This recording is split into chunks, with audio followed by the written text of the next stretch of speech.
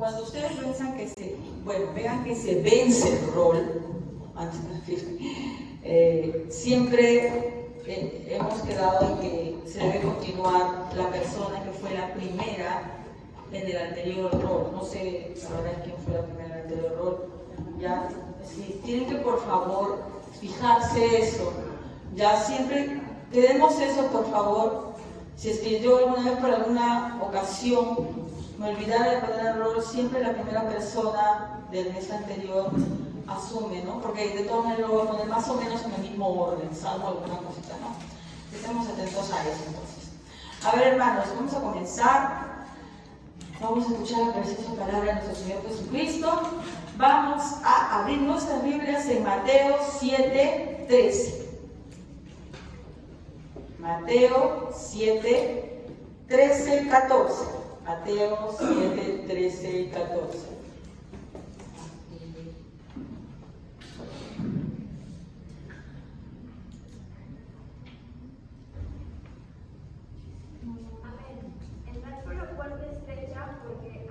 Porque ancha es la puerta y espacioso el camino que lleva a la perdición, y muchos son los que entran por ella.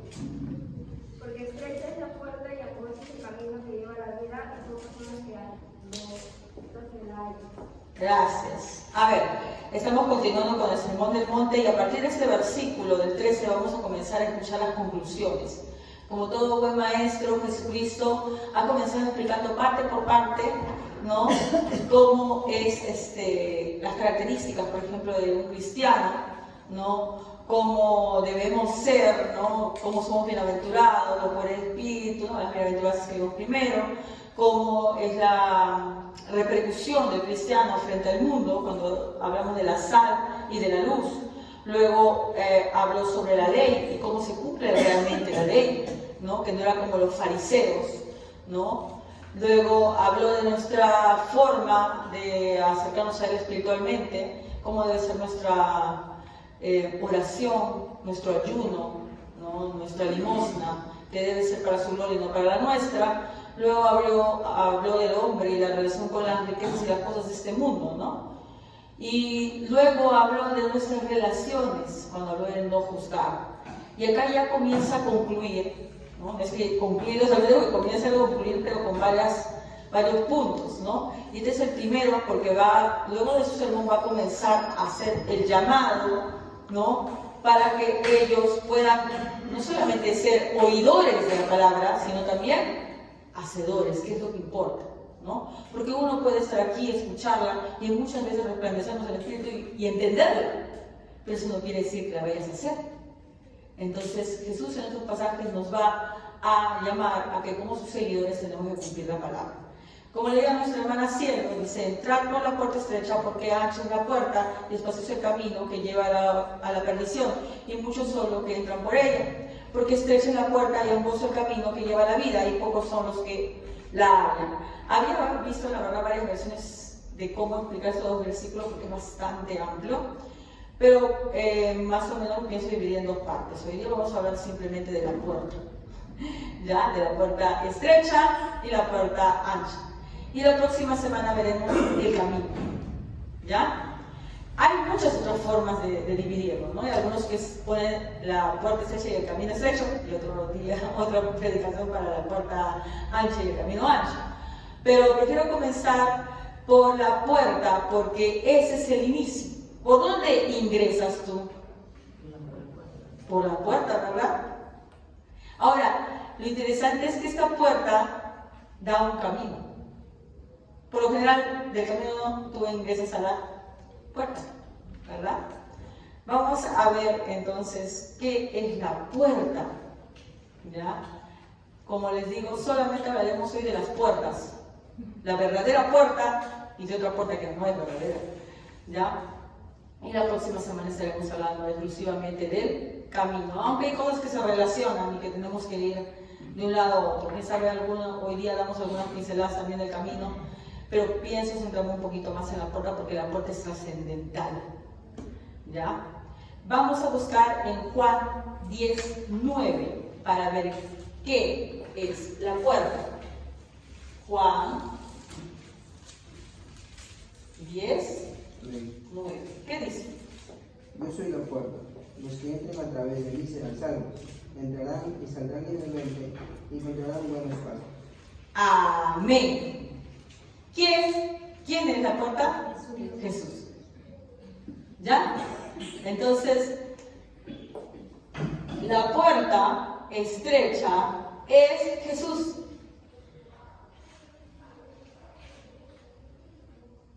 Estrecha. ¿Qué es estrecho, hermanos? Angosto, pequeño, ¿ya? Algo por lo cual te va a ser difícil ingresar, ¿ya? No es una puerta espaciosa de doble hoja, no, es una puerta pequeñísima, angostísima, y que te va a significar mucha dificultad ingresar por esa puerta. Tanto así que no puedes entrar con cosas por esa puerta, ¿ya? Tienes que entrar tú, y ni siquiera tú, solamente como hermano. Hay muchas cosas que vamos a tener que dejar afuera, si no, no vamos a poder entrar por esa puerta. Entendemos primero entonces que la puerta es nuestro Señor Jesucristo. ¿Por qué será que nuestro Señor Jesucristo es la puerta? Vamos a Hechos 4:12. A ver, ¿qué dice Hechos 4:12? Amén. Solo en Jesús hay salvación. No hay otro nombre en este mundo por el cual los seres humanos podamos ser salvos. Solo en Él, con mayúscula, hay, ¿qué cosa? Salvación. No hay otra forma. Y este es el motivo por el cual la puerta es tan estrecha. Escuchaba a varios predicadores, también leía bastante sobre esto, y siempre yo había entendido esto, ¿no? Tú tienes dos caminos, ¿no? Por lo general hay dos puertas, ¿no? Entonces tenemos la puerta del cristianismo, por donde entramos todos los cristianos y caminamos junto al Señor, y por el otro lado está la puerta de los mundanos, ¿no? Que se pierden, que se van al infierno, porque ellos están en sus cosas haciendo pecado y todo lo demás.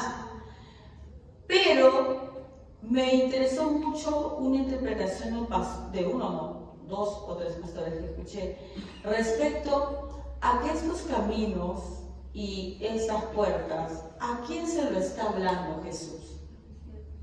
A los cristianos. Entonces, cuando nos está hablando de puertas y caminos, no nos habla como hasta cuadritos, he visto yo pintados así, imágenes en donde está pues por un lado ahí el cristiano batallando en un caminito angosto, ¿no? Como una puerta, y en el otro lado está las personas que no creen en Dios, ¿no? Sí, pero me escuchan igual porque yo tengo un bozarrón de... Me he acostumbrado a elevar mi voz bastante por el colegio, y a veces dicen que grito un poco, bastante. Entonces, yo pensaba que era así, pues, ¿no? Por aquí están las personas que creen en Dios y que por lo tanto van por la puerta estrecha con todas sus dificultades, ¿no? Por el camino estrecho, y por el otro lado está la gente que no cree en Dios, la gente mundana, la gente que desprecia a Dios, que no quiere aceptar a Cristo en su corazón, etcétera, etcétera, etcétera, ¿no? Y va por ahí a perderse, ¿no? Y está pecando continuamente, robando, matando, etcétera. Pero si nos adentramos bien en el Sermón del Monte está dirigido hacia cristianos. Porque estas cosas que habla Jesús en el Sermón del Monte, todo lo que hemos visto, las bienaventuranzas, ¿no? Sobre que somos la sal, sobre que tenemos que comportarnos de tal o cual manera, que la ley no es simplemente hacer tal cosa, sino seguir los principios espirituales, todo lo que ha hablado Jesús hasta ese momento, no es para gente que no cree en Dios, es para gente que cree en Dios o en algún tipo de deidad, porque por algo lo estaban escuchando. No está hablando a todo el pueblo, está hablando a aquellos que estaban interesados y sentados ahí en el monte, escuchándolo a él. Entonces, cuando entendí esa visión, me entró mucho más temor que en la antigua versión de como yo lo entendía. Porque si yo creo que yo estoy en el camino estrecho, porque yo estoy en una religión, ¿no? En una religión que cree en Dios o dice creer en Dios, y la gente que está en el otro camino es gente simplemente que no cree en Dios, pues como que te da una cierta seguridad falsa de decir, bueno, yo soy cristiano, Yo estoy en el camino angosto. Yo he entrado por la puerta estrecha. Pero si lo entiendes de esta manera, que todos los cristianos están involucrados en este sermón, entiendes lo siguiente, que aún siendo cristiano, puede ser que estés, ¿dónde? En el camino ancho. ¿Ya? Pues acá está hablando de personas que dicen creer en Dios y que, como acaba de leer nuestra hermana, dice, entrad por la puerta estrecha, porque ancha es la puerta y espacioso el camino que lleva a perdición. Está hablando de cristianos, entre comillas, que se pierden. Luego dice, y muchos son los que entran por ella. Porque estrecha es la puerta y angosto el camino que lleva a la vida, y pocos son los que la hallan. Hace un tiempo les decía, ¿no? Cuando se hace una encuesta en muchos países, ¿no? Aquí, por ejemplo, en Perú, más o menos 80% se identifican como cristianos. 80%. Entonces, ¿dónde está la puerta estrecha y el camino angosto? Si estamos hablando del 80% que está en el camino angosto, porque son cristianos.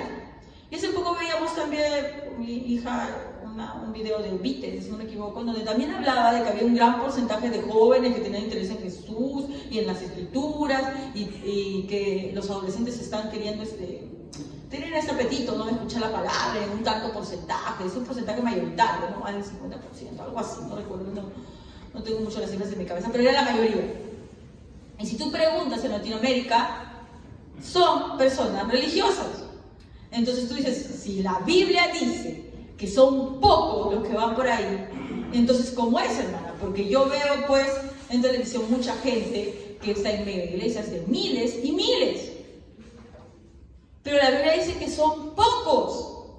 Y Jesús acá le habla a los mismos creyentes, mira, entrad por la puerta estrecha, porque ancha es la puerta y espacioso el camino que lleva a la perdición, y muchos son los que entran por ella. ¿Qué quiere decir, hermanos? Eso sí, cuando lo comprendí, como que me dio un temor, ¿no? Y yo sé que puede resultar incómodo que la Biblia, hermanos, y la palabra de Dios, si es que no incomoda, si es que no redarguye nuestro corazón, no ha entrado realmente. Cuando uno sale del culto, solamente diciendo, bueno, sí, no, me siento todo un triunfador, un ganador y todo lo demás, es que la palabra de Dios no terminó de hacer su trabajo en tu corazón, ¿no? No estoy diciendo que nosotros acá en la iglesia tenemos que ser unos pesimistas, porque somos optimistas por el que Dios nos ha salvado, ¿ya? Pero si evaluamos nuestra condición, hermanos, y lo que nos dice la Biblia, por más que nos duela que nos digan esto, el Señor está diciendo, ¿qué cosa? Son pocos. Muchos son los que van por la otra puerta. Buscan otra vía de salvación que no es nuestro Señor Jesucristo. Es más, hay muchas iglesias denominadas cristianas que no creen en Jesucristo como el Salvador, ¿verdad?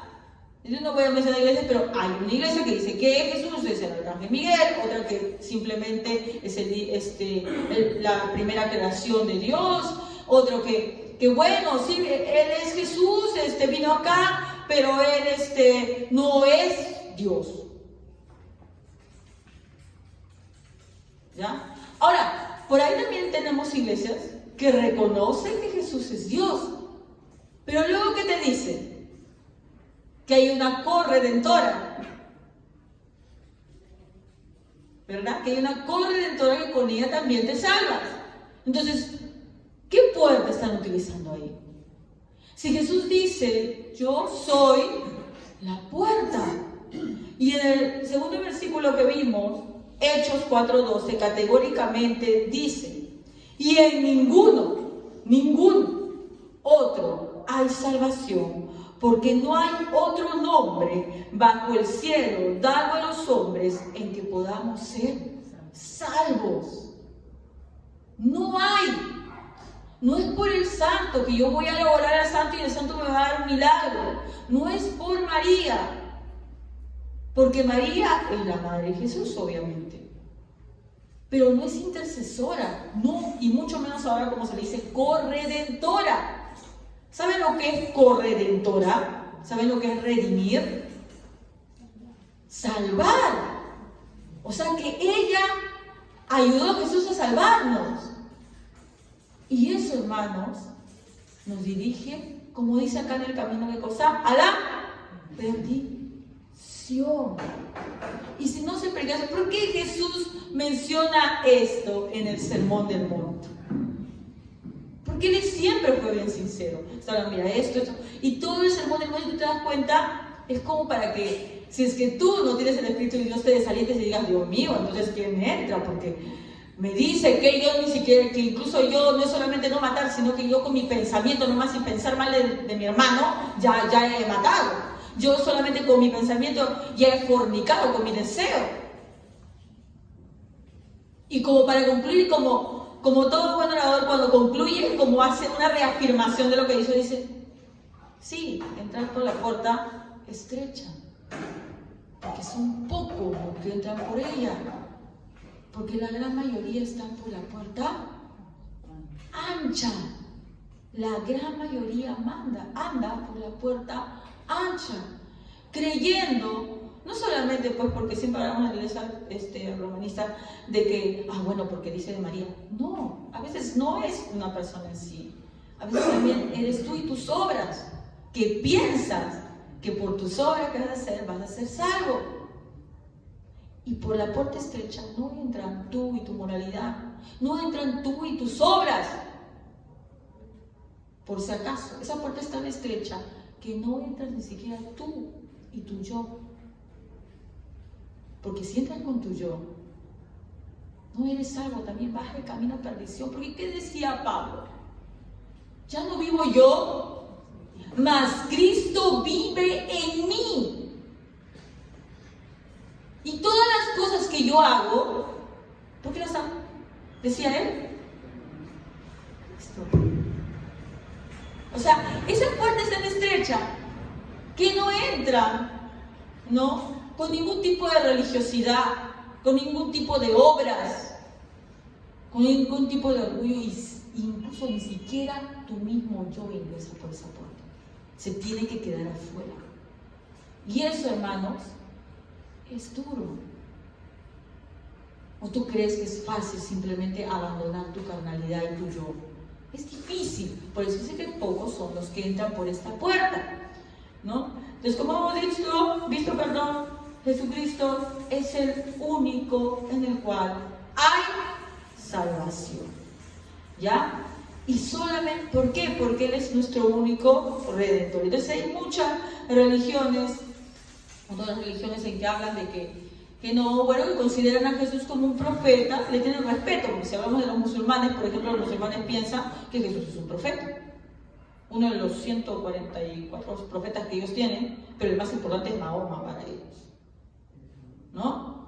Si hablamos, pues, de muchas otras religiones, los mormones también, por ejemplo, ellos creen que Jesús es importante, pero no es el único, no es el único Salvador, y así sucesivamente. Y muchas personas que están escuchando eso se están perdiendo. Pero la Biblia reconoce en varios lugares que Jesús es Dios. Vamos a buscar, hermanos, Isaías 42:8.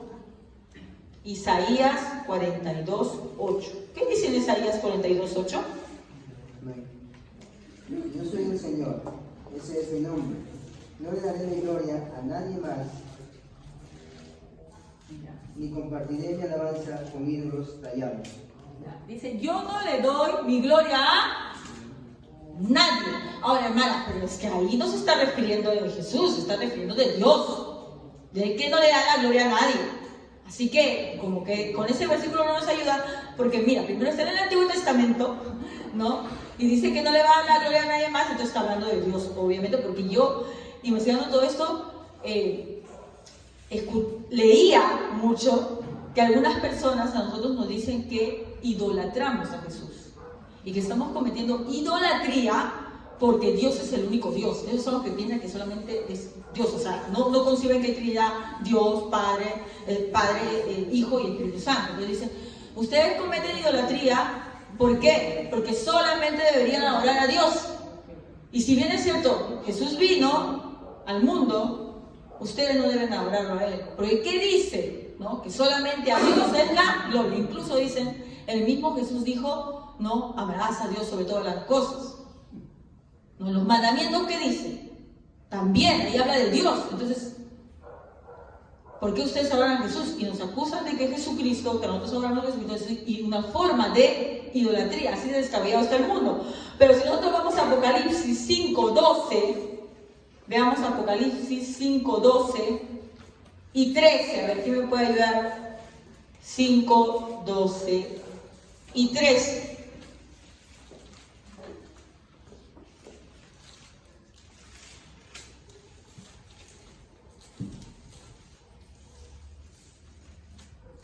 ¿Qué dice Apocalipsis? Que decían harán vos, el cordero que fue inmolado es digno de tomar el poder, las riquezas, la sabiduría, la fortaleza, la honra, la gloria y la alabanza. Y a todo lo creado que está en el cielo y sobre la tierra y debajo de la tierra, y en el mar y a todas las cosas que en ellos hay, oí decir, al que está sentado en el trono y el cordero, sea la alabanza, la honra, la gloria y el poder por los siglos de los siglos. ¿A quién están honrando? Aquí. Y donde todos dicen, a Él sea la gloria, la honra por los siglos de los siglos. A Jesucristo. Y si Dios no comparte la gloria, es verdad, Dios no comparte su gloria con nadie, como hemos leído en Isaías, que es verdad, solamente Él no comparte la gloria con nadie. ¿Cómo vemos aquí que están honrando, adorando, glorificando a nuestro Señor Jesucristo? Porque es Dios. Porque Él es Dios. Entonces, cuando nosotros le damos su debido lugar a Jesucristo como nuestro Salvador, nuestro único Redentor, le estamos dando la gloria a Dios. Porque Él también es Dios. ¿Ya? Entonces, no es como nosotros piensan diciendo que nosotros estamos idolatrando a Jesús solamente a Dios. La verdad que hay muchas cosas tergiversadas. Cuando tú vas leyendo y investigando eso, la verdad, te das cuenta que lo que dice Jesús es real. Pocos son los que entran por este camino. Muchas de las personas que creen en Dios no creen en Jesucristo.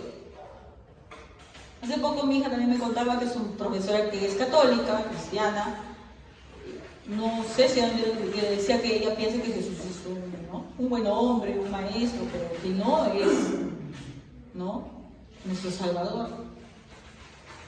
Y mejor dicho, el único requisito para ser salvo, ¿cuál es? Creer en nuestro Señor Jesucristo. Si no crees en nuestro Señor Jesucristo como tu único Salvador Redentor, ya no estás en el camino, por más que pienses que estás en el camino, por más que pienses que entraste por la puerta estrecha. No estás. Y yo sé, hermanos, que por la enseñanza que he tenido durante tantos años, no es menospreciar ni ponernos a nosotros en un pedestal y decir, no, las demás religiones están erradas. No, no es esa la cuestión. Es ver simplemente que los que no admiten a Jesucristo como su Salvador van camino, como dice acá, la perdición. Y es necesario, que se les predique, porque si no se nos va a hacer contado. ¿Por qué? Porque es como predicar a una persona que no ha conocido a Dios, porque está yendo a camino a la perdición. Hemos leído en Isaías que Dios no comparte su gloria con nadie. ¿Y qué crees que va a hacer cuando hay religiones que comparten la gloria con santos y con María? ¿Qué cosa piensas que va a pasar? No, nuestras oraciones y ruegos deben ser también para que estas personas encuentren al único Salvador. También debe ser para eso, ¿verdad? Entonces, Jesucristo es la puerta estrecha. Todas las demás creencias, por más que sean cristianas, pero que no pongan a Jesucristo como el único Salvador, son la puerta ancha. Son la puerta ancha.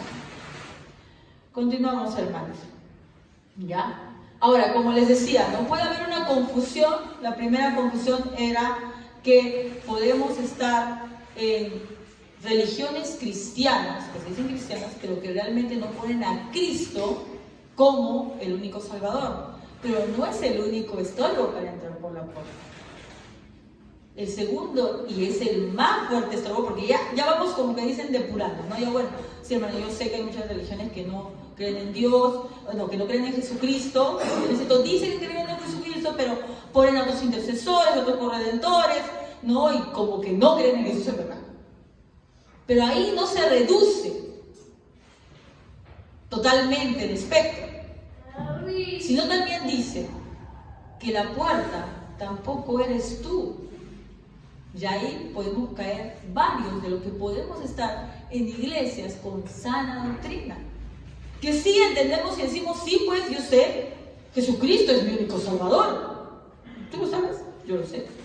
Yo le pregunto, ¿cuál es tu único Salvador? Todos me dicen, Jesucristo. Bueno, sabemos eso. Lo hemos entendido. Pero ¿es realmente lo que practicamos? ¿Es realmente lo que crea en nuestro corazón? ¿O es nuestro yo el que está diciendo, bueno, yo sí creo en Jesucristo? Pero realmente no es así. Si no pensamos que otra cosa que nosotros podamos hacer es lo que nos salva. Y ahí ya no estamos entrando por la puerta. Vamos a ver Lucas 13, 22. Lucas 13, 22.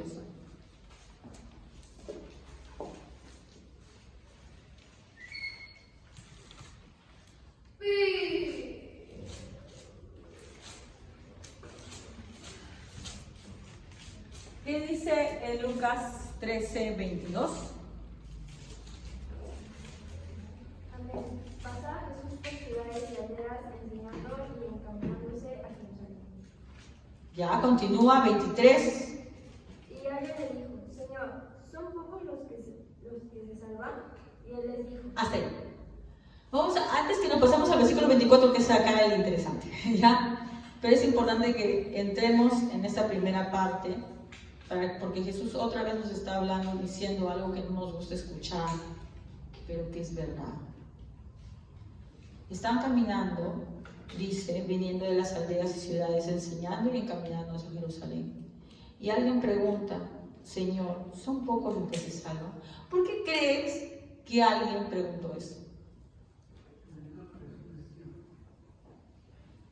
¿Porque era lo que Jesús decía y enseñaba?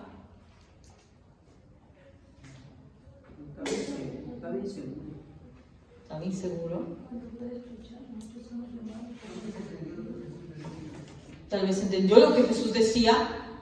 Acá no dice que era un apóstol, dice que alguien preguntó. Quería saber cómo salvarse. Pero ahí va, acá está mencionando una característica. No dice simplemente, como en otras ocasiones que dicen, ¿y cómo me salvaré, Señor? No, dice, ¿son pocos los que se salvan? ¿Alguna vez se han hecho esa pregunta, hermanos?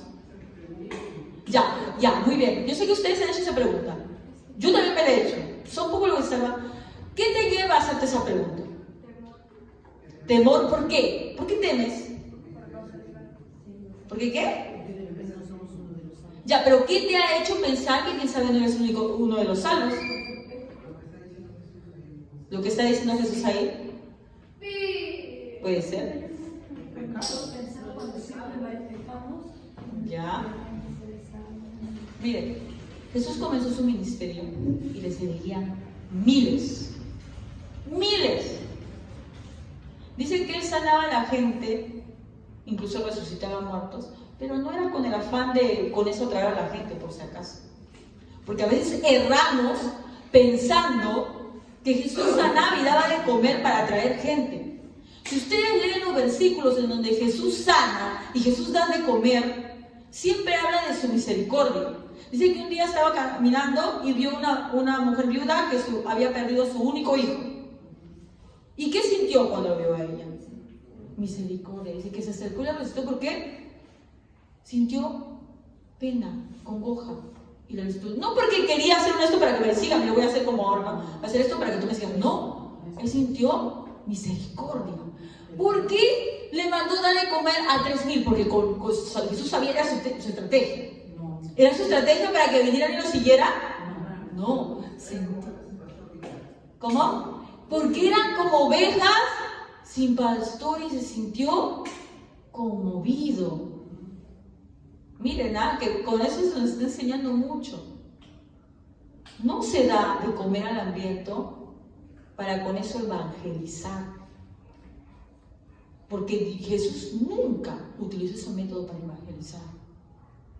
¿Por qué lo daba? Por misericordia. Como cristianos debemos tener misericordia. Eso, de hecho, si no somos cristianos, ¿verdad? Pero no pienses que porque tú das comida, que porque tú haces, qué sé yo, bueno, nosotros tienes en la jornada de sanidad o algo así, la gente, ese es el método de evangelización. No lo es. Pero se hace sí, ¿por qué? Porque como cristianos tenemos que tener misericordia, si no, no demostramos que somos cristianos. Pero no pienses que es el objetivo para evangelizar. Porque el evangelio solamente es Cristo. Cualquier otra cosa es adulterar el evangelio. ¿Tú has probado un platillo sabroso? Algo rico, muy rico. ¿Qué haces si tú, por ejemplo, tienes un plato que te ha salido muy rico? Una causita, qué sé yo. Está riquísimo, nunca ha estado más rico. Y tú le echas más. No, hay que echarle más. Echas más sal, más condimento. ¿Qué va a pasar con eso que está muy rico? Lo malograste, lo adulteraste. Si ustedes creen que Jesucristo necesita algo para que sea más llamativo, accesible a la gente, más bonito, tal vez un bonito. No. El Evangelio el Evangelio de Jesucristo se predica solamente poniéndolo a Él. Porque Él es el único mensaje que se tiene que dar. O sea, lo que yo quiero que entiendan es algo. No quiere decir con eso que la iglesia, como nosotros cristianos, que debemos ser misericordiosos, porque si no tenemos misericordia, evidenciamos que no somos de Él, ¿no? Como dice en 1 Juan, ¿no? Si ustedes no les muestran amor, no son hijitos, o sea, están mintiendo porque ustedes no son de Dios porque no les muestran amor. Entonces, cuando la iglesia hace obras, por ejemplo, el ir al albergue, ayudar, visitar a los enfermos, que está muy bien, ¿no? Cualquier tipo de ayuda social, cualquier acción que sea movida, tiene que ser movida por la misericordia. Porque eso nos enseñó nuestro maestro. Porque no puede haber un cristiano, como dice en Santiago, que le dice, ven paz hermano, y lo deja ir al hermano cuando está muriéndose de hambre. Ese no es cristiano, ¿ya? Pero por eso es tan delicada la palabra de Dios. Pero no es el método de evangelización, es el resultado. Y si tú inviertes el orden, no es como el orden del factor, no altera el producto, aquí se altera el producto. Miren, entonces Jesús se movía a misericordia y sanaba a la gente, porque no podía verlos así. Cuando venían los leprosos, por ejemplo, los sanaba, ¿verdad? ¿Se acuerdan que una vez sanó 10 leprosos? ¿Y qué pasó con esos 10 leprosos? ¿Fueron salvos? No. Solo uno regresó agradeciendo. Solo uno de los 10. Miren el porcentaje, el 10%. ¿No? El 90% se fue. Ya. Ahora, estábamos viendo eso. Jesús, y se le llenaba la gente. por la misericordia que él tenía. Y escuchaban su palabra. Algunos entendían, algunos no entendían absolutamente nada. Simplemente lo seguían porque tenían hambre, pues, ¿no? Hasta que comenzó a hablar más directamente. Comienza a hablar. Porque él siempre fue directo, pero ya fue para que llegara. ¿Y qué pasó? Se fueron. ¿Por qué creen que esta persona le pregunta a Jesús? Son pocos los que se salvan.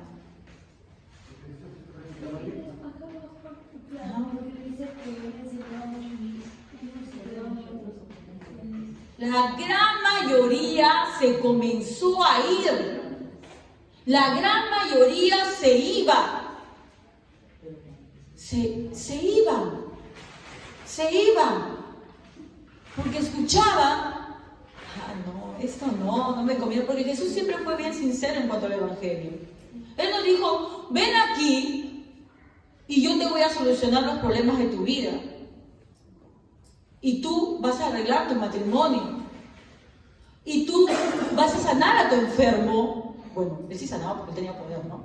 Pero no todos lo sanaban. Había gente que no sanaba simplemente. ¿Ya? Y tú vas a salir de ese problema que tú tienes porque Dios te va a hacer mejorar. Él nunca dijo eso. Comenzó a predicar la palabra dura y pura. Sinceramente, ¿ustedes quieren ser mis discípulos? Dejen todo. El que no me pone a mí primero, antes que padre, madre, hijos, hermanos, todo, no es digno de mí. El que no toma su cruz y me sigue, no es digno de mí. Pero ¿qué pasa cuando una persona viene pensando que va a encontrar eso? Dígase, soluciona su vida matrimonial, mejora, ¿no? ¿Quién sabe? Que su hijo escape de las drogas, que sabe está metido en las drogas, que se solucione tal vez sus problemas financieros, porque tiene muchos problemas financieros, qué sé yo, cuántas cosas. Y llega a la iglesia y no lo obtiene. ¿Qué pasa con esa persona? No solamente se va, hermanos, reniega de Dios. Yo he escuchado a muchas personas que han venido a la iglesia por un tiempo y luego dicen, yo me fui, pero no, mi vida siguió igual. Mi hijo no fue sanado, se murió. Yo no puedo creer en un Dios que no tenga amor y que me haya quitado a mi hijo. Lo dicen. No creo en un Dios que tenga. Si Dios es amor, ¿por qué se llevó a mi hijo? Si Dios es amor, ¿por qué no me da la sanidad que yo busqué? Yo fui a buscar esa sanidad y no la encontré. ¿Por qué? Porque no es que la palabra que la palabra está mal, que Dios es malo, sino que predicamos un evangelio adulterado. A la gente se la trae con sinceridad. Eso no te quiere decir, por si acaso, no sé, que vamos a ser la sinceridad es aburrida. Ay, entonces, hermano, yo tengo que ser aburrido. No, porque Jesús, ¿cómo era? Cuando predicaba la palabra de Dios. Daba parábolas, cosas comprensibles, que la gente entendía. Y siempre hablaba de cosas que ellos, de su misma vivencia, entendían. Por ejemplo, la parábola del hijo pródigo. Ya, es un caso que uno puede entender. La parábola del trigo y la cizaña, la parábola del sembrador. ¿Por qué le hablaba del sembrador? Porque yo sembraba. ¿Por qué le hablaba de la pesca, de todo eso? Porque yo pescaba, ¿no?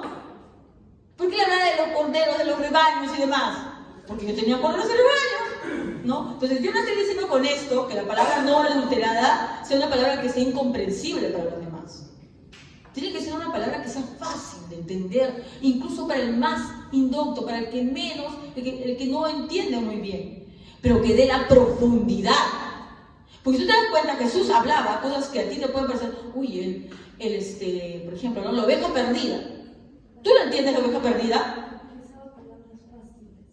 ¿Eran las palabras fáciles?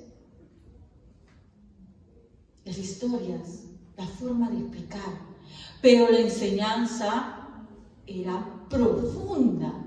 Porque tú de la parábola, por ejemplo, una parábola que tú dices, no, del sembrador, no, pues así la tierra, y tú puedes sacar 100.000 prédicas y no paras de esa sola parábola.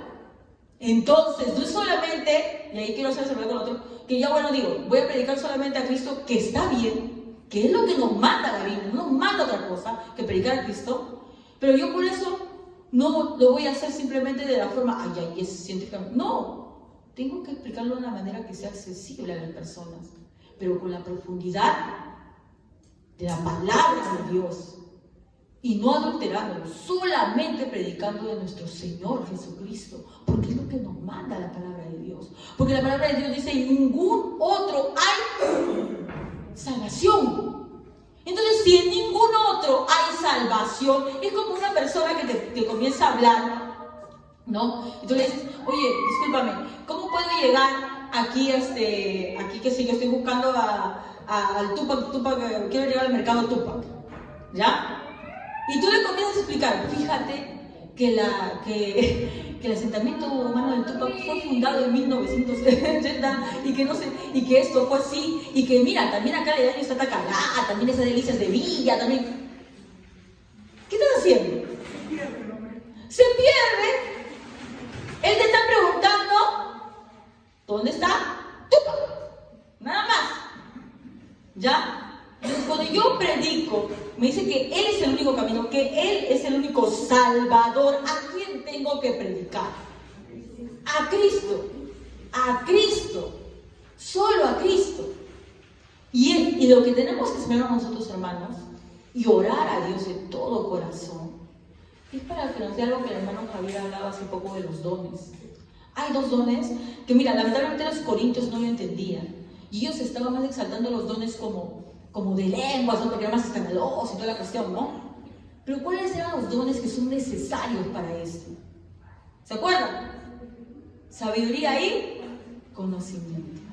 Conocimiento porque tú tienes que entender las profundidades de la palabra de Dios. Y sabiduría porque tienes que hablarlo de tal manera que la gente lo pueda comprender y entender. Que sea significativo para saber que diga, sí, soy un pecador, me di cuenta. Yo pensaba que mi problema era la enfermedad. Yo pensaba que mi problema era que mi esposo es un pegalón. Yo pensaba que mi problema era que mis hijos son unos respondones. Pero me he dado cuenta de cosas que soy yo. Yo soy el pecador. ¿Ya? Bueno, entonces aquí nos dice, ¿qué dice? Le preguntan, ¿no? ¿Son pocos los que se salvan?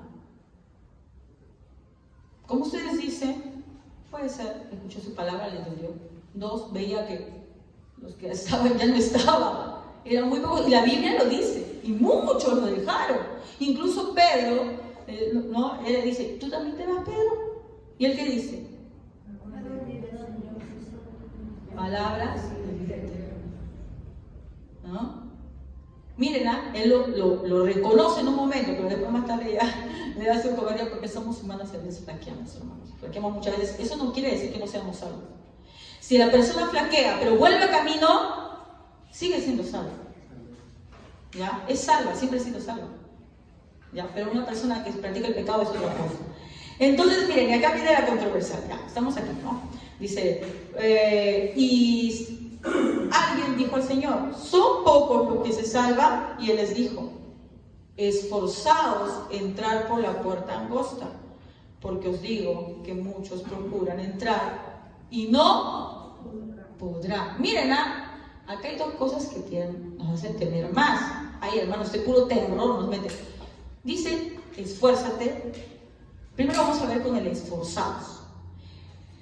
¿Qué es esforzarse? Hacer lo posible, poner todo de tu parte, más de lo que puedes. La palabra es, en griego es hay una palabra rarísima, que es algo así como agonizar, ¿ya? Algo así como agonizar, ¿ya? O sea que desfallezcas por lograr algo. Pero aquí nos vuelve a una disyuntiva. Pero si nosotros no somos salvos por nuestro esfuerzo, ¿o sí? Entonces, ¿por qué dice esforzados?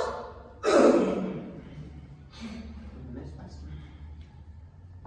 No es fácil. ¿Pero tú te salvas por tu esfuerzo? No.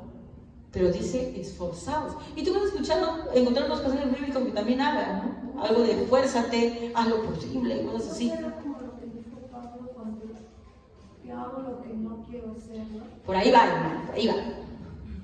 ¿Ya? Sabemos que nuestro esfuerzo no nos va a salvar. Vamos a buscar Efesios 2:8, por favor.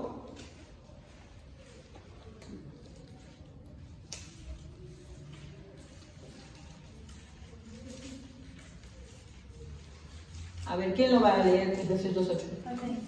Porque por gracia sois salvos, por medio de la fe, y esto no es de vosotros, pues es don de Dios. Ya, que nos está diciendo que la salvación es Por gracia. por gracia, ¿verdad? Ya, salvación. Solo. Estamos con muchos solos por aquí, mira, solo. Por gracia. Ya. Si es por gracia es un regalo, eso quiere decir que no es que yo me esté esforzando y por eso yo vaya a conseguir la salvación. Si vamos a Tito 3:5 para complementar.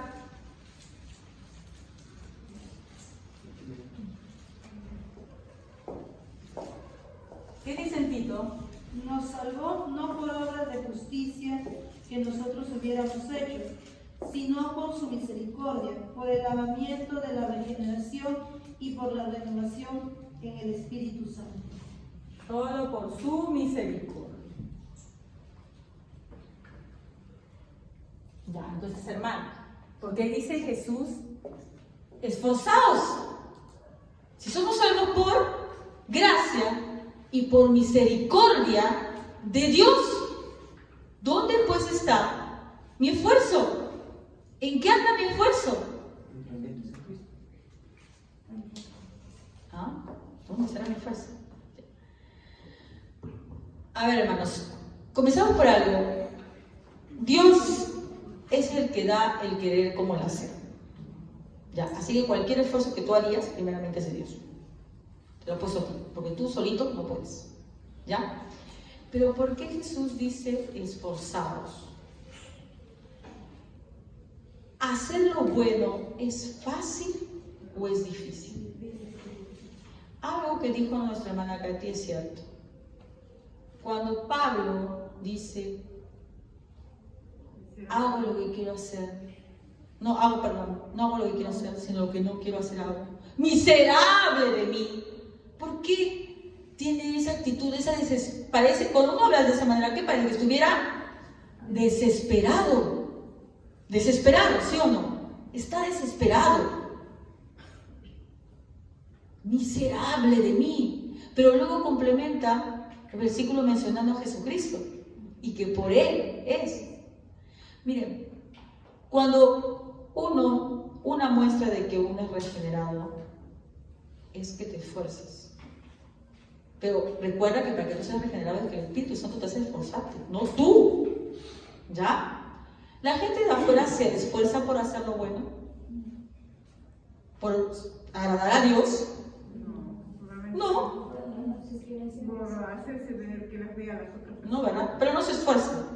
El cristiano se esfuerza. Y llega el punto ahí. El cristiano se esfuerza por dejar su orgullo, por dejar la carne. El verdadero cristiano, el que tiene la salvación, se esfuerza por dejar su orgullo, por dejar la carne, por dejar el mundo, por no ser tentado por Satanás, por no caer en sus engaños. Y se da cuenta de que no puede. Y cuando no puedes, ¿qué haces? Me siento mal, voy a ver. Vas a Cristo. El esfuerzo que tú haces, no es porque con ese esfuerzo tú vas a entrar. No vas a entrar con ese esfuerzo. Nada, ninguna obra que tú hagas, ningún esfuerzo que tú hagas, nada. Eso no te hace merecedor de la salvación. Te da algo y comenzamos de nuevo y los mando de nuevo, como siempre, hermano, usted ya me tiene harta con ese primer versículo, con el primer versículo del Sermón del Monte. Bienaventurados los pobres de espíritu. ¿Por qué alguien es pobre de espíritu? Bienaventurados los que lloran. ¿Por qué lloras? ¿Porque me pegaron? ¿Porque no me salen bien las cosas? ¿Porque mi marido me abandonó? ¿Porque tengo deudas? ¿Por eso lloro? Porque, miren, están ligados las dos bienaventuranzas. Bienaventurados los pobres de espíritu, bienaventurados los que lloran. Cuando tú te esfuerzas, porque Cristo te ha regenerado, porque Cristo es el que te hace, el Espíritu Santo es el que te regenera, te comienzas a esforzar y te das cuenta de algo. No puedes hacer nada. Yo no sé si alguna vez, y yo creo que sí, alguna vez han llorado de frustración, hermanos. Que tú tal vez, una vez más, con todo tu esfuerzo humano, no pudiste, pecaste, ofendiste a Dios. Y en vez de ser motivo para que el Evangelio sea predicado, eres motivo para que el Evangelio sea vituperiado. ¿Cuántas veces hemos sido, hermanos, razón de que el Evangelio haya sido pisoteado? ¿Cuántas veces, hermanos, hemos estado tal vez en la calle y por no contener nuestra lengua hemos gritado a alguien y lo dejamos súper mal? Y esta es cristiana, a veces con nuestra Biblia agarrada en la mano. No nos ha pasado. A mí me ha pasado, hermanos, me ha pasado. Con mi falta de venir a la iglesia y me he enojado por algo y he comenzado a gritar a la gente. ¿Cuántas veces nuestros vecinos escuchan que nos gritamos? ¿Cuántas veces nos llaman al colegio, tal vez el hijo, y dicen, mire, tal cosa hizo su hijo, y saben que eres cristiano y cómo les encanta regodearse en eso? ¿Cuántas veces te han dicho, y así es cristiano? ¿Así lo es? Mira cómo es. Y no me vas a decir que no te esfuerzas. ¿Te esfuerzas, hermano? No he derramado lágrimas delante del Señor. Y has llorado a veces porque gritaste, metiste la pataza. ¿No has llorado de frustración, de rabia por haber avergonzado a tu Señor? Esfuérzate, pero no porque tú puedas hacer algo, sino porque el verdadero esfuerzo, hermanos, te lleva a darte cuenta de algo. Eres impotente, miserable. Y entonces vas a Jesús y dices, no tengo nada. Solo tú puedes ayudarme. Solo tú puedes salvarme. Una vez más te he avergonzado. Por eso dice, esfuérzate por la puerta estrecha. No porque tu esfuerzo te vaya a hacer lograr nada. Tu esfuerzo no te hace lograr nada. Solamente te hace dar cuenta que no puedes. Y cuando ese sentimiento de impotencia se apodera de ti, si eres un hijo de Dios, vas a ir ante Él como un pobre de espíritu y vas a llorar. Porque te das cuenta que no tienes nada. Esforzaos por entrar por la puerta estrecha. El que no conoce a Dios no se esfuerza. Peca, hace lo que quiere y va así. Incluso estando dentro de la iglesia, peca y no pasa nada. No lo siente. Practica el pecado y no lo siente. El que es verdaderamente de Dios, ¿qué hace? Se siente mal, sufre. Entonces cuando dice esforzaos para entrar por la puerta estrecha, es ese esfuerzo que lo único que te va a hacer es darte cuenta que no puedes hacer nada y te va a acercar al único que te ha dado salvación, que es Jesucristo. Porque dice en Juan 15:5, separados de mí, nada puedes hacer, nada puedes hacer. ¿Sabes por qué pecas además que eres cristiano? Por más que eres cristiano. ¿Sabes por qué pecamos? Por más que seamos cristianos. ¿Por qué? Porque separados de Él, nada podemos hacer. ¿Por qué caemos en pecado? Porque nos soltamos de lo único que nos puede salvar. a nuestros trabajos, nos concentramos en nuestro trabajo, nos concentramos en nuestra casa, nos concentramos en nuestros estudios y te olvidas de Él, tú te sueltas de Él. Tú te sueltas de Él pensando que tú puedes hacerlo solo. O tú te sueltas de, bueno, pues ya, sí, yo soy cristiana, tengo años en el Evangelio, sí, ya, pues, y yo voy a meter ese trabajo, pero solamente va a ser un tiempito, porque hasta que arregle y voy a salir de esto y ya, voy a volver de nuevo con fuerza a la iglesia. Voy a meterme en ese sueño, sí, pero solamente esto y ya, y después yo voy a seguir, yo no voy a... ¿Y qué pasa? Separado de Él, nada puedes hacer. Y esto es, hermanos, lo que es difícil de entender para los que realmente no son salvos. Porque los que realmente no son salvos les molesta pensar que somos tan inútiles, tan dependientes de Cristo, tan dependientes de Él, que necesitamos a Él para todo, para todo. Entonces, hermanos, busca a Dios en todo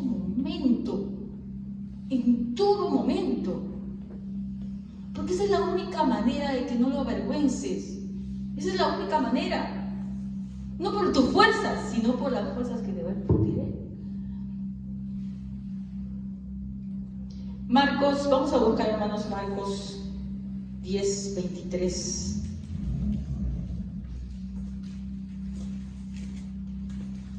Marcos 10, 23, 24, 25, 26 y 27. Yo la leo, ¿verdad? Dice: entonces Jesús, mirando alrededor, dijo a sus discípulos: cuán difícilmente entrará en el reino de Dios lo que tiene riquezas. Eso es después del episodio cuando viene este joven rico, ¿no? Y dice: ¿qué puedo hacer para dar la vida eterna? Y dice: ¿cumplir los mandamientos? Sí, todo lo he cumplido, dice él, ¿no? Todo lo he cumplido. Y luego dice: bueno, ve, vende todas tus riquezas y repártelo a los pobres. ¿Y qué hace él? Se siente triste y se va. Entonces Jesús, mirando, dice: cuán difícil entrará en el reino de Dios lo que tiene riquezas. Entonces los discípulos le dicen, se asombraron de sus palabras, pero Jesús respondiendo volvió a decirles: cuán difícil es entrar en el reino de Dios a los que confían en sus riquezas. Más fácil es pasar un camello por el ojo de una aguja que entrar un rico en el reino de Dios. Ellos se asombraban aún más, diciendo entre sí: ¿quién pues podrá ser salvo? Otra vez la pregunta. Entonces, ¿quién es salvo, Señor? Porque es imposible. Usted me dice: no, es que nadie puede, ningún rico va a entrar a ninguna. No, dice rico. Vamos a ver ahí, porque si no nos agarramos a algunos, los ricos van a vivir, los pobres y vamos al cielo. No es así. Acá dice: en el que confía en sus riquezas. ¿Y cuántos confiamos en nuestras riquezas? Hermanos, a veces vemos al joven rico y nos podemos juzgarlo muy duramente y decimos: no, mira, qué barbaridad este hombre, ¿no? Mira, te va a preguntar y encima dice: ay, no puedo, pues, porque yo quiero más a mis riquezas. Qué bárbaro, ¿cómo va a querer sus riquezas más que Dios? Sí, somos todos. El pecado, uno de los pecados más cotidianos dentro de la iglesia, entre lo más cotidiano, no estaba la fornicación, el adulterio, que son escandalosos y nos damos cuenta fácilmente. Está todo lo que tiene que ver con la boca, porque lo que somos la muerte para el chisme. Y el segundo, la avaricia. Somos avaros. Es difícil de dejar eso. Confiamos en nuestras riquezas. Ponemos a nuestras riquezas antes que Dios. Por eso es que trabajamos y decimos: bueno, tengo trabajo, no tengo que pagar mis deudas. Pues no, Dios me comprende. Por eso llega el fin de mes y tú dices: ay, ya no alcanza para Dios. No, ya, pues ya. Dios me entiende. Dios me entiende. Yo sé que Dios me entiende. Porque somos como ese joven rico. No pensemos que ese joven rico era una calidad de pecador, que ningún pecador es como él, o que nosotros no, los cristianos que somos, no, yo soy pobre, ¿cómo voy a ser como el joven rico? Pero ya quisiera ser un joven rico. Pero uno puede ser avaro y confiar en sus riquezas aún teniendo poquísimas riquezas. Entonces tú organizas en tu cabeza y dices: ah, voy a pagar esto, voy a pagar esto, voy a pagar. No, ya no me alcanza para la iglesia. Ya no. Bien, eres ese joven rico. Ese joven rico tenía el amor a las riquezas, era avaro. Y nosotros también somos así, aunque tengamos poco dinero. Volviendo, y le dice: no, pero entonces, ¿quién va a entrar? ¿Quién va a poder ser salvo? Entonces Jesús, Mirando les dijo, para los hombres es imposible, mas para Dios no, porque todas las cosas son posibles para Dios. ¿Tú crees que Dios no puede regenerar y salvar a un rico?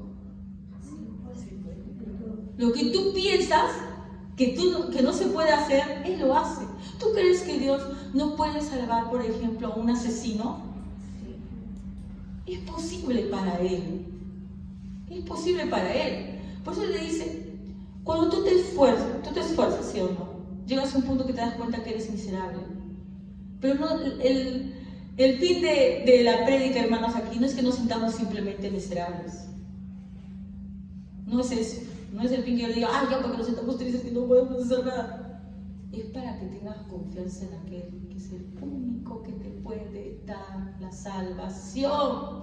El único que te puede cambiar ese corazón. Soy avaro, cada vez quiero hablar para Dios, pero me retengo. Soy bocón. Toda la vida digo que me voy a callar y ¡pum! Que termino hablando de la gente mal. Soy contestón, quién sabe de la familia. Mi padre me llama la atención y yo de frente ya voy contestando.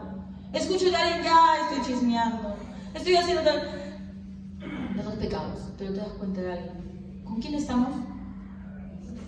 Si estás con Cristo, hermano. Si realmente te aferras a Él, lo que es imposible para el hombre es posible para Dios. Cuando tú no vas a cambiar, va a cambiarte Dios, y Dios te cambia. Dios te cambia. Dios te cambia. ¿Tú has visto hermanos que hayan cambiado así radicalmente? ¿Has visto algún hermano que haya cambiado así? Pablo, perseguidor de la iglesia. Ya. Pero ya, siendo más sincero, pues aquí cerquita nomás. Así los apóstoles, porque Mateo era publicano y se volvió, ya. Porque Pedro era un peleadero y se volvió el discípulo de Jesús. ¿Tú has visto, hermanos, que cambian?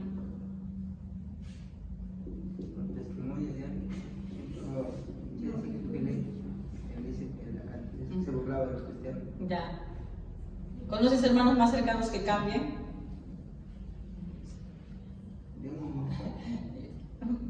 Perdón, ¿y qué significa eso? No. Volvamos al versículo 15:5. Separados de mí nada podéis hacer. Nos falta acercarnos más a Dios. Dios nos ha dado esa gracia. Yo creo que si tú, porque mi objetivo no es hacerte sentir mal para que te pierdas. Si tú tienes ese deseo, que yo sé que en el corazón tienen ustedes de no fallarle a Dios, ¿sí o no? Todos acá tenemos el deseo de no fallarle a Dios. Nadie le quiere fallar a Dios. Pero vemos que no hay ese cambio radical en nuestra vida. Que ya tenemos nuestros añitos en el Evangelio y no hay ese cambio radical. ¿Qué nos está mostrando eso? Estamos lejos de Dios. Tenemos que acercarnos más a Dios. Tenemos que acercarnos más a Dios, hermano. Más. Buscarlo con más ahínco, en oración, en ruego. Tenemos que hacerlo, porque si yo tengo tiempo y yo soy consciente y me evalúo, porque dice que uno hay que pedir a Dios que nos haga ver los errores en los cuales estamos, los pecados en los cuales estamos, y yo veo que mi cambio desde que yo me convertí es muy poco, es muy escaso. El diagnóstico me dice que estoy separado de Cristo, porque estoy bastante lejitos, y que tengo que acercarme más a Él. Tengo que acercarme más a Él. Las personas no cambian porque están lejos de Él. ¿Qué es lo que nos falta entonces? Más Dios, más Cristo, no menos, más. Buscarlo más en todo momento, en todo lugar, a cada rato, tiempo y fuera de tiempo, en todo lugar. Si realmente queremos acercarme a las personas que cambian, no es porque se hayan esforzado un montón, las personas que cambian es porque estuvieron más cerca de Cristo. Se meten más y comienzan a cambiar.